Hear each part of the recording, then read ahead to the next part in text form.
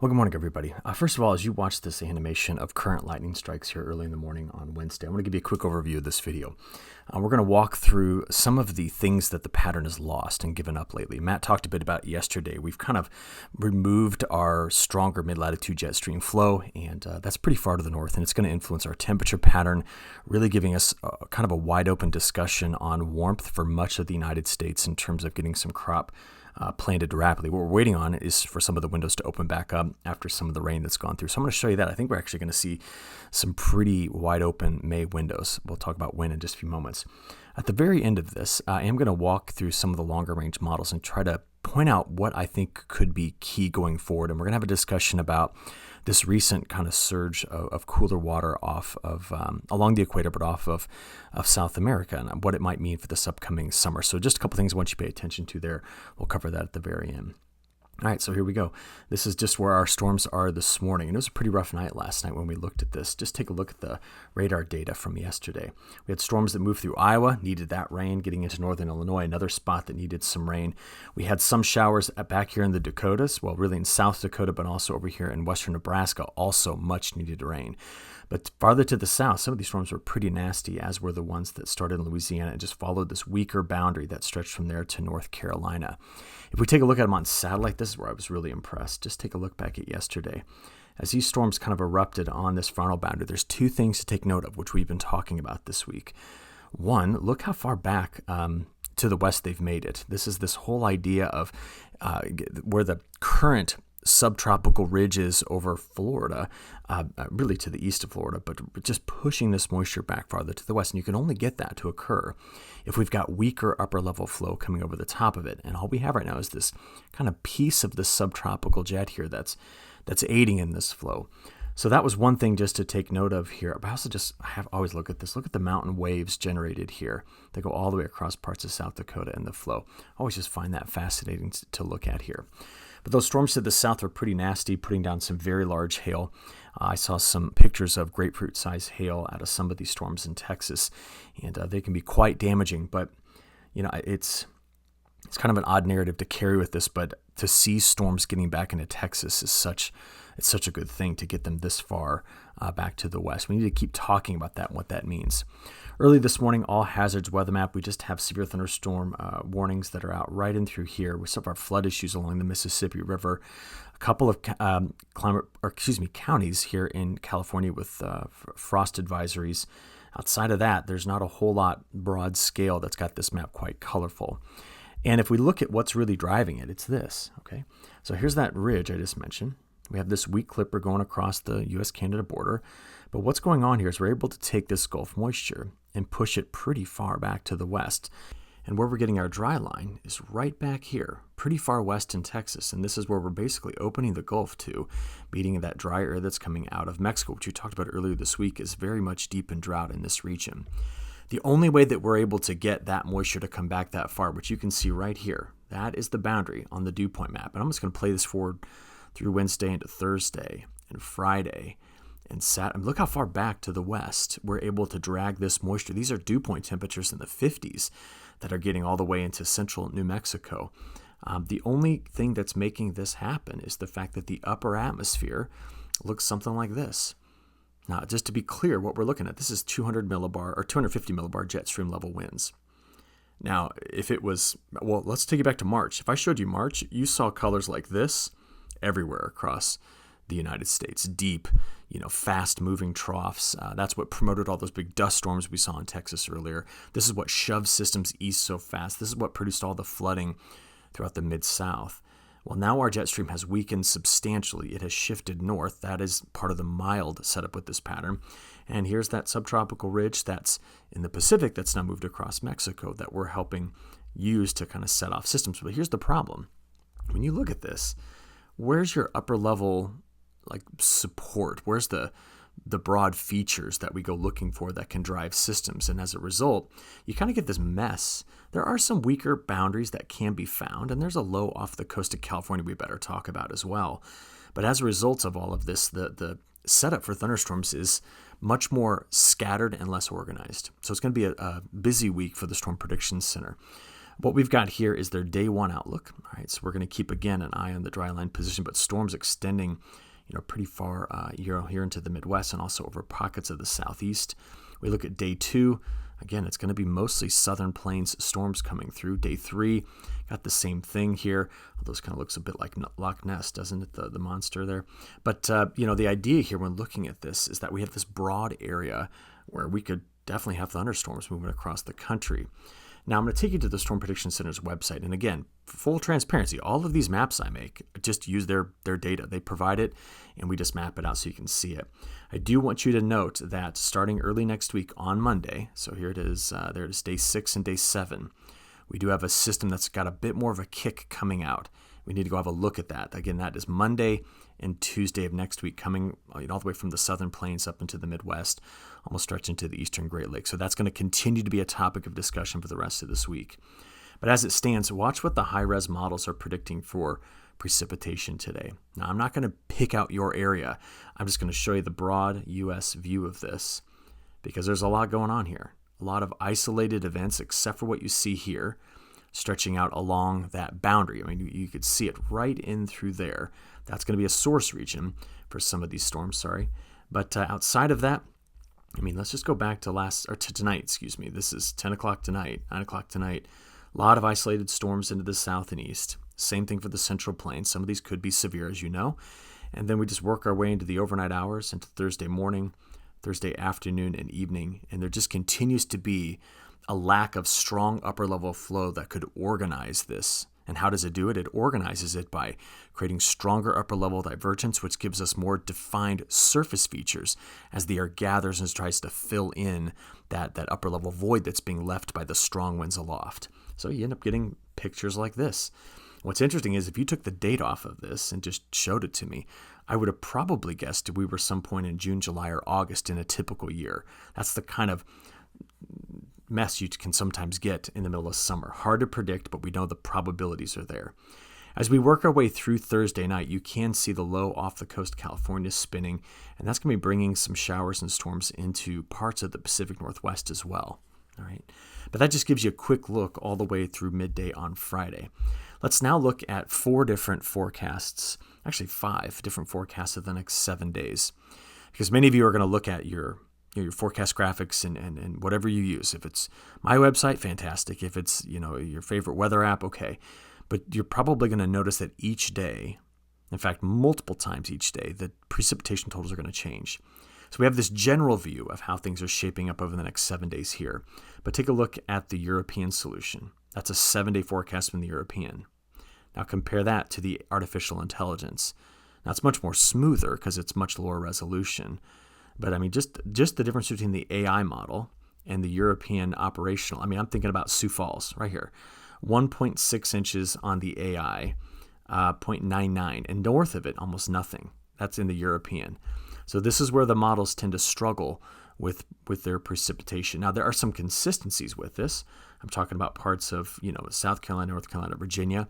In both models, we are picking up on drier risks there. But take a look around, this tri-state area of Illinois, Missouri, and Iowa, And some models filling it in and others not. So here is the GFS. At least that's consistent. But a lot of other things are not. And then finally, this is the NBM, the National Blend of Models. So sometimes when we blend all the models together, we lose the detail, but we gather information about the overall or overarching setup of all of this. And the thing for me is this is putting down precipitation in the midsection of the country. And that just comes back to this narrative we've been carrying about where are there soil moisture deficits and who needs this. And the fact that it's mid to late April is critical to get this moisture into these places.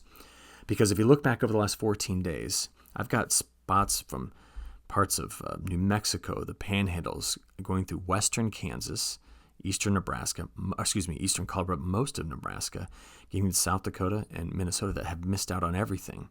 It's been quite dry in the southeast. Our wettest conditions have been stretching right in through this region. A lot of that was that easter system that rolled through here.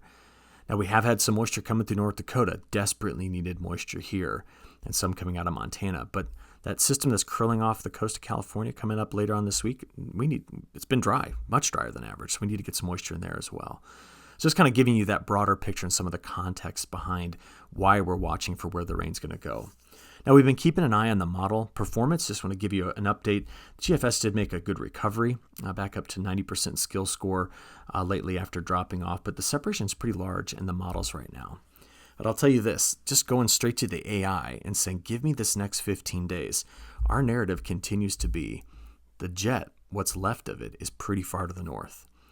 And with that jet being that far to the north, this just wipes out any sort of discussion we may have on surprise frosts getting to where they normally aren't this time of year. It's going to be quite mild.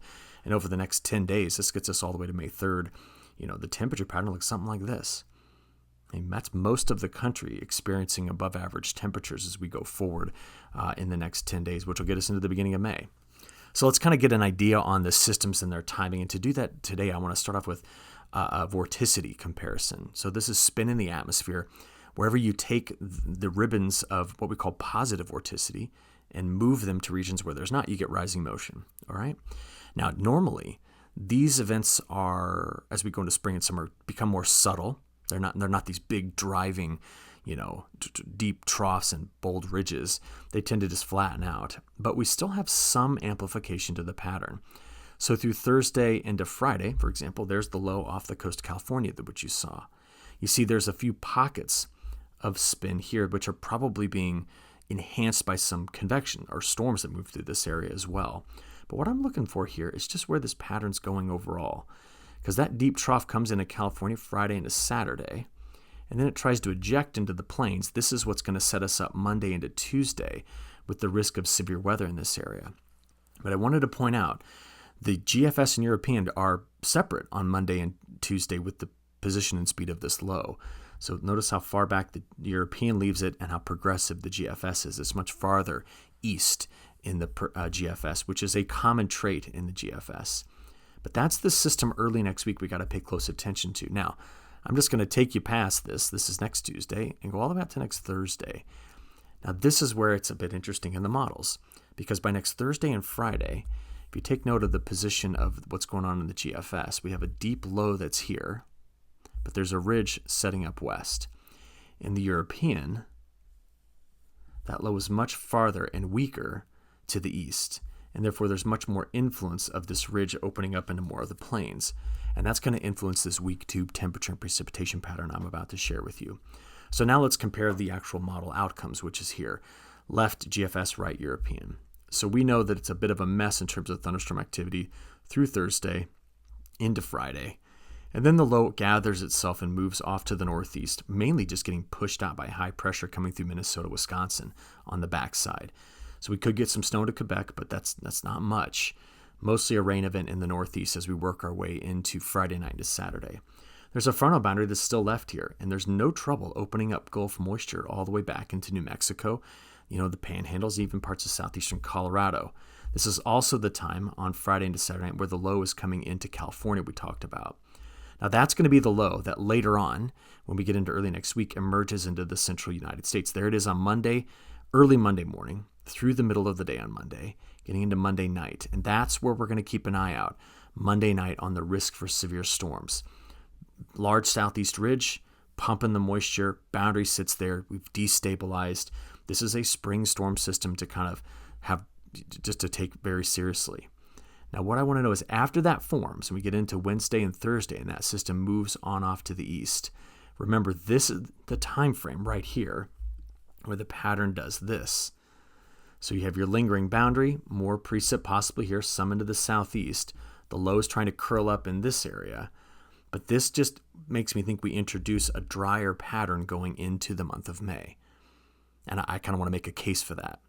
So to start, we got to at least get an idea where these next 7 to 10 days are going to take us. So this is the next 7 days probability of an inch. And if I just stretch it on out to 10 days, we get right there. Now, if we step this up to 2 inches, I guarantee new model run came in. There it is. So let's go back. Let's take it back up to 2 inches.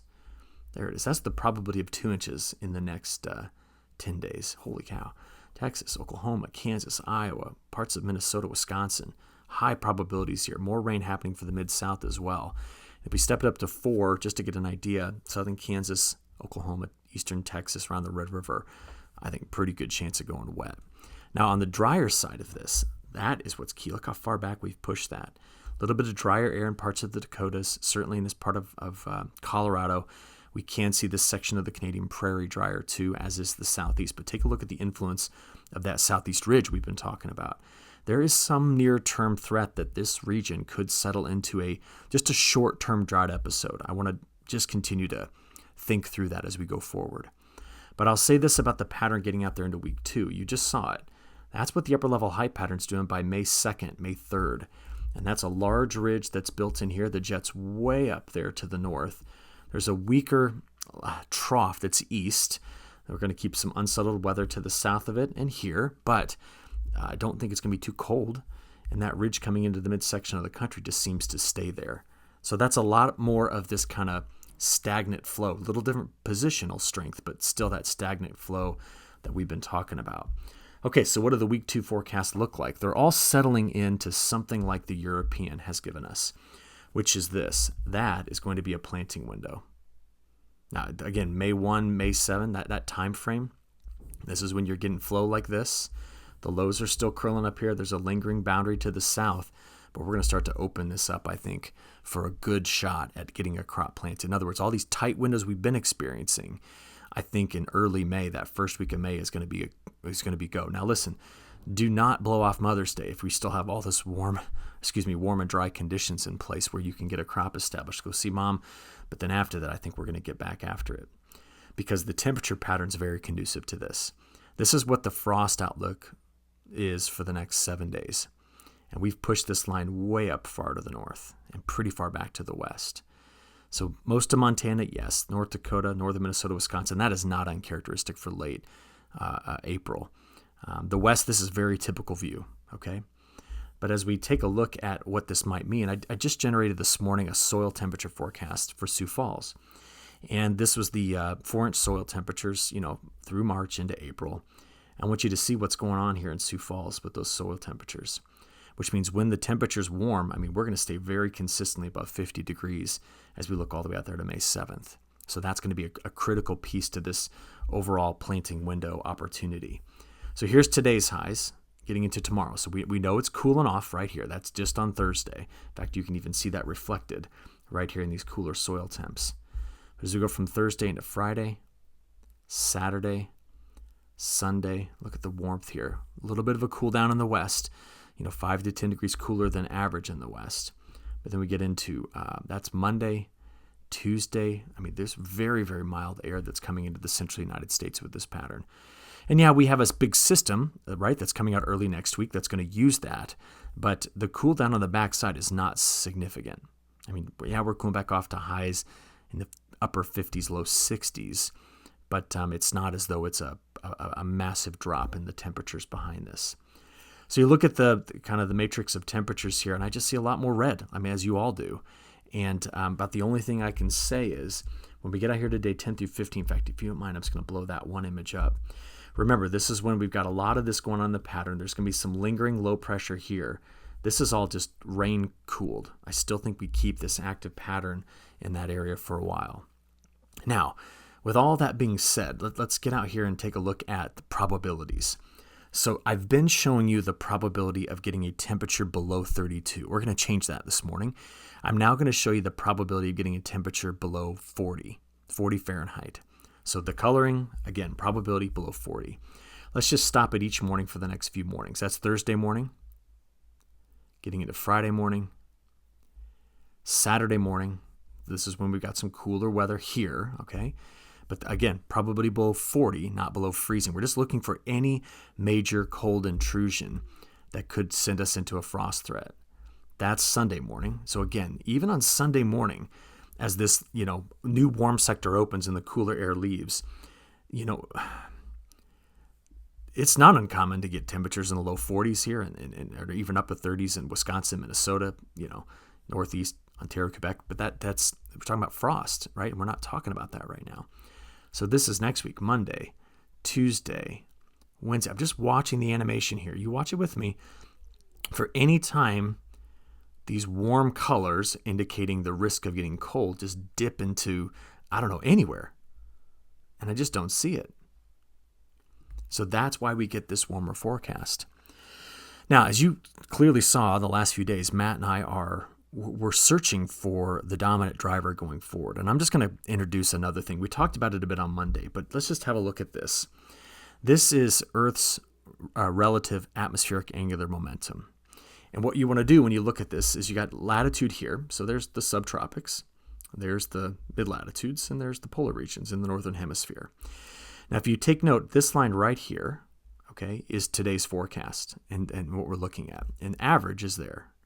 So we've lost a lot of subtropical to tropical momentum, and we're now no longer much above it here. Remember, earlier in the week, we were much above it. And what this is doing is it's influencing the global angular momentum. And now that budget, is expected to kind of wane and not really get much above average, but dip back down here to, below average, below normal. It's a standardized anomaly. So we're looking at atmospheric angular momentum that is weaker. What this does is it gives up the momentum to the Earth's momentum.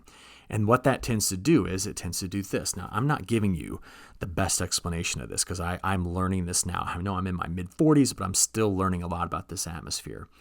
And what we're watching here on this global wind oscillation forecast is that we're moving the global wind down here into phase 4, 3, or 2, maybe. And these are the low momentum states of the atmosphere. Now, let me show you what this does. You see, what happens when you come out of this weak global wind oscillation and move down here, based on some research, is you tend to move into this thing where you get these circumglobal ridges with minimal western flow. See what I'm talking about? So what does that mean? When you get these circumglobal ridges, that is an indication that the atmosphere has lost a lot of its momentum, and it builds those ridges like Matt and I have been talking about the last couple of days. Where they are, they're gonna shift around, but the idea here is that it's not a setup for just keeping things going into the month of May. That's what I'm talking about. May. Where's the moisture going to go in May? So I know I'm just scratching the surface of all of this work and what it might possibly mean, but I'm going to tell you this. If we get into the middle of summer and we end up back down here again, that's not good. If we stay up here on the diagram, that is where we have, circumglobal troughs. We have momentum transport that's southward. We bring the jet stream back, and that's what gives us stormy summers. That's part of what gives us some stormy summers. Okay, that's what can help. Down here, though, that's why we're looking at this pattern that might be just giving up some flow. And if you look, I showed you the first week of May. Look at the second week of May in the CFSV2. Where's the moisture? Way down here. That's higher pressure. In fact, you can see it. This is an animation of pressure. So the reds are high pressure, the blues or the cooler colors are low pressure. Look what happens when we get out there the week May 2nd to May 9th. That's a lot of higher pressure. So the net effect of this is to give us a drier look in this area, and that's this planting window that we're overall talking about. Now you can see it if I show you the precipitation. I don't know, let's look at a 30-day, and let's give you that whole month of May again. Where's the wetter weather? It's moved north with the jet stream. It's here as the flow comes around that high pressure. So we could start to find windows is the main point here. Now, what's the failure mode in this forecast? The failure mode is if the global wind immediately and abruptly comes back up and the flow exceeds Earth's angular momentum and we start to bring in more, circumglobal troughs. We just don't see it right now. The pattern, we kind of thought it was going to lose some momentum, and there you go. Now, how long does it last? And is it going to be a problem all the way until summer? That's the question we need to keep asking. And to get you an answer on that right now, you've probably heard, if you pay attention to some other meteorologists, we've been discussing it as well, but there's been some cooler water that showed up here lately. And this is exciting a lot of discussion that I think is a bit overblown, but that's okay. How did we get it? We had a little trade wind surge that came through here. In fact, you can see it. Watch through the Tejano Pass. Watch coming right here out of this part of Central America, and then this. Watch it again. See the cool surges? That's when the wind was just kind of racing through this area, allowing for cooler water to upwell. Now, what is going to be important is that this continues and it links up with cooler water here. Excuse me, we call that our negative PMM region if it's cold. And then we have this area, which is our negative PDO. Now, if these areas where I've labeled with C's go cool as we approach May, June, and then into July, that comes back to this central U.S. risk. Now, what you're watching, again, to be very clear here, is the trend. This is not the absolute temperature, but it's the trend. In other words, it's getting colder here. We've had some warmer pockets in there. It's been warmer around, the Bay of Bengal, whatever. You're looking at the trend in the last 7 days. But what we need to think about with all of this is, did the models get it? And the answer to that is no. The long-range models for April just had a lot of warm water here. And this is what I'm concerned about. Because as you go out there into May and June and July, we do not see the models trying to cool off those areas that I've been concerned with. In fact, they're trying to bring in, weak, very weak, and so positive, conditions. Now, what is that? I can't call it El Nino because it's not. But this is why I don't trust these long-range models right now. I don't trust the long-range European. And you're saying, well, what's the problem? Well, if you come into the United States and we click on precipitation, let's just look at the month of July. It looks like this. And I just have a feeling that we are going to be seeing greater risks of having dry conditions. I should draw that a little bit better. I think it's going to be more like that. Greater risk of drier conditions as we get out there into the month of July. Let's do actually just the monthly here. There's July. I don't know. And until I have evidence to overturn that, I've got to keep telling you about it. It is not to be get you to react. It's not to get anybody here to change a plan. It's just to let you know that you understand the things that I'm watching, and there's uncertainty with it. That's all. That is really all there is to it. So let's just finish up with a quick global update. And this is how our precip patterns look over the next 10 days. Just want to make a point again. We're getting quite a bit of wet weather down here. And we just need to continue to assess what that's going to mean for the safrinha crop in Brazil. Outside of that, take a look around the rest of the globe. I will make one other comment. The models flip back over to a dry pattern along the Yangtze River again. I think we need to watch that a little more closely going forward, because normally in spring they should be getting quite a bit of wet weather there. So we'll watch that to see if China has any issues going into the rest of their spring as well. All right, that's it. Have a good rest of your day. We'll talk tomorrow. Thanks.